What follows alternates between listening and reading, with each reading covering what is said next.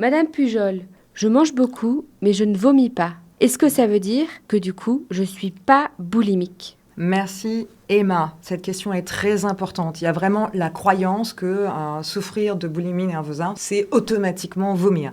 Je dirais non. C'est très médiatisé comme ça parce que c'est très sensationnel, l'histoire des vomissements. Dans la réalité, on peut souffrir de différents types de boulimie. Il y a une boulimie hyperphagique, c'est-à-dire celle où on fait des repas sans faim, FIN, ou alors on mange normalement pendant les repas et on fait des crises alimentaires en dehors des repas, avec ou sans effet compensatoire. Donc sans effet compensatoire, c'est la boulimie hyperphagique. Avec événement compensatoire, c'est la boulimie nerveuse. Les deux sont des boulimies. Et alors qu'est-ce que c'est comme effet compensatoire? Ça peut être tout simplement faire du sport. Par exemple, hier, j'ai vu que j'ai fait une crise, hein, c'est pas grave, aujourd'hui je vais courir 5 km et je vais avoir la sensation d'effacer ce que j'ai consommé.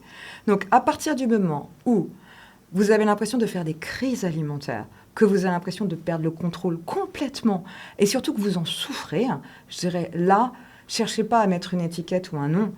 Je vois que c'est vraiment un mal-être alimentaire et ça suffit. Et ça suffit surtout pour venir vous consulter parce que vous ne pourrez pas vous en sortir toute seule.